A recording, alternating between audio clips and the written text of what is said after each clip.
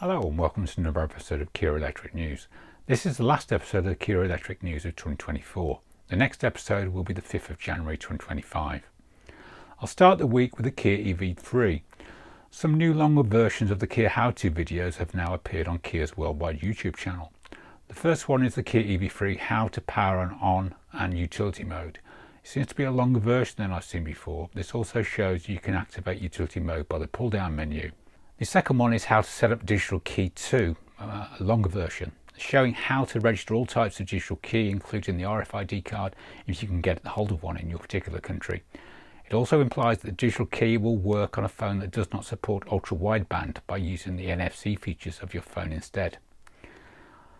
Following on from last week's report that EV9 owners were now getting the correct car colour in Kia Connect, I can now confirm that Kia EV3 owners are also now getting this feature. As you can see in this image, this was the car I test drove a few weeks ago, which I'm still connected to. It's now turned from green to grey. I've also noticed on the status screen that you can now see energy efficiency. That is the same as what you can see on the car's driver's cluster. I would guess this is also available on the EV9 and the Facelift EV6. During the week I spotted that Kia UK has now begun its marketing campaign for the forthcoming Kia EV4 on Facebook. If you click through, you can register interest, just like you could on the EV5 last week. In Australia this week, ANCAP has released crash test video for the Kia EV5 along with a 5-star safety rating and report on its website. Links to both are in the description. Now I come to some EV6 news. On Friday I was contacted by Brian Curley in Canada. He says this: Brian, your viewers might be interested in this bit of news. The current EV6 ICCU recall in Canada, RC210 2024-700, has had a shaky rollout. This is the same as the US recall SC327. I called my dealer. I have a 2024 EV6 Land GT Line 2 delivered in September 24 as soon as I heard about the recall. Canada Post is on strike and hence the recall notices could not be mailed. They were finally delivered later by Purelator. Imagine the cost of that. My dealer was good enough to book me in for a service even without me receiving the actual recall notice. Then a few days before the appointment, the service manager called to say that they could not service because they have no parts. The ICCUs and fuses are back ordered from Kia Canada. They asked me to cancel the appointment, so I pointed out that in the TSB it states that the first step in the recall service is to scan the vehicle for the stored DTC P1A9096, and if no code is stored, the only thing needed is a software update. I told him that I had scanned the car with my OBD dongle and car scanner and there was no code, so I had every intention of bringing the car in. He agreed. I took it in for service yesterday. When I arrived, they informed me that there were in fact 2 recalls, RC210 and a second one. They've only got the description: CV VCU Limp Home mode operation logic improvements, C vehicle control unit VCU logic update. That's got the Kia internal operation code of 2400228R0. They were able to do both successfully for me in about 2 hours. I'd actually been aware that the second recall update might take place because a user on the EV6 Owners Canada Facebook group had posted the day before that the same thing had happened to him. The odd thing is that several other owners have had the RC210 update already done and nothing was said about the second recall. Does it only apply to some cars based on VIN or data manufacturer? Was it missed by the dealer? Has it only come out this week and hence the earlier ones have had to go back and have a second software update done? Why have we not heard anything from Kia about the VCU logic recall? I then went looking for the US TSB version of this and I could not find one. I also asked Alan on Kia EV forums and he's not seen one either. I then managed to find this IONIQ 5 version of their TSB. It says certain 2022-24 MY IONIQ 5s and some 23 to 25 IONIQ 6s may exhibit a condition whilst driving where the 12-volt battery voltage drops below operational voltage and the vehicle control unit replaces the vehicle in failsafe mode. The VCU software in this bulletin updates the maximum vehicle speeds for various levels of 12-volt battery voltage when the vehicle enters a failsafe mode. Applicable vehicles, it looks like all of the first gen IONIQ 5s and all of the first gen IONIQ 6s. They seem to be applying this if the car is in for other work, so this is not a full recall as far as I can tell. If I get any more news on this, I'll let you know. This week I came across a video from Motor Weekend Worldwide, which is the first point of view driving video for the new facelifted Kia EV6 GT. It also demonstrates a new electronic gear shift system like you would find in the Ioniq 5N. Also worth a watch this week, I came across this video from Adam LZ about a modified Kia EV6 GT Rally Car. This week, Kia EV9 full GT specifications were revealed in Europe. The EV9 GT is set to arrive in Europe in 2025, combining GT-specific additional power, high-performance technologies and unique design elements with the range, efficiency and versatility customers expect from the Kia EV9. The all-wheel drive powertrain and available horsepower make the EV9 GT the most powerful SUV Kia has ever produced, with 508 horsepower, delivering a range of more than 450 kilometers on a single charge. The added power is supported by electronically controlled suspension, ECS, that provides excellent ride comfort and driving stability through optimal suspension control. The ECS is aided by the road preview system that uses advanced sensors and the front camera to analyze road surface conditions ahead, including the detection of potholes for improved shock absorption and ride comfort.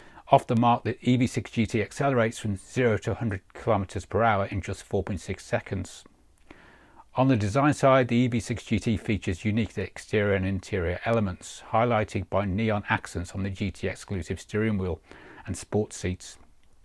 Outside, the GT dedicated digital lighting grille shows energetic lighting patterns, and its exclusive 21-inch alloy wheels incorporate a distinctive design.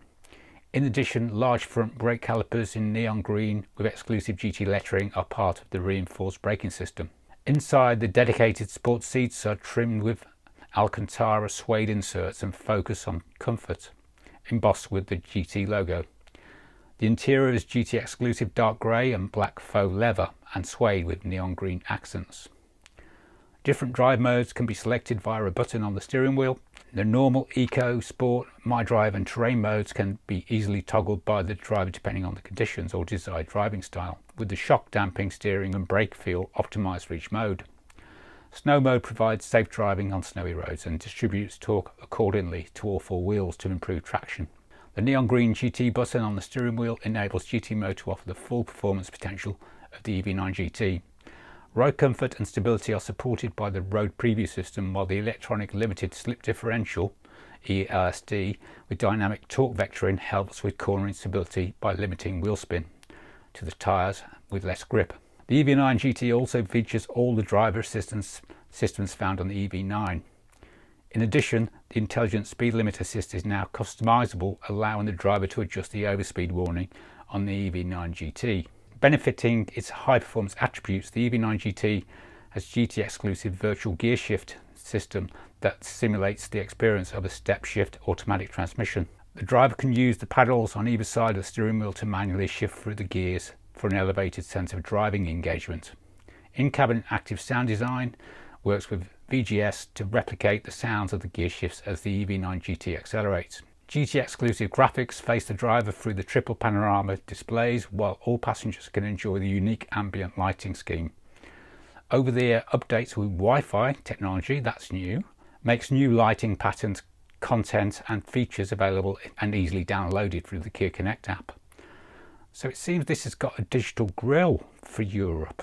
Well, we will see. Meanwhile, I was made aware this week that the popular FitcamX integrated dash cam has now been released for the Kia EV9 in both left-hand and right-hand drive versions. A link to this is in the description. In India this week, Kia launched the Kia Syros, a small SUV. This is currently a petrol and diesel version, but an EV version is promised for the new year. This is an India-only model at the moment. Parts of the rear doors remind me of the Hyundai Insta. It comes with a modern CCNC infotainment system and has all the usual bells and whistles tech that you've come to expect from Kia. There is currently no pricing information for this. And finally, Genesis has showcased its world-first heated windscreen technology. Designed to make winter motoring safer and more convenient than ever, Genesis metal-coated heated glass clears 100% of frost from the windscreen surface within 5 minutes, 3 times more quickly than conventional systems in sub-zero conditions. The key to achieving exceptional defrosting performance with metal-coated heated glass lies in the adoption of a world-first dedicated 48-volt system developed exclusively to power the defrosting and demisting functions. Technology passes a current through a 20-layer transparent windscreen coating, raising the temperature of the glass consistently and completely clearing the windscreen.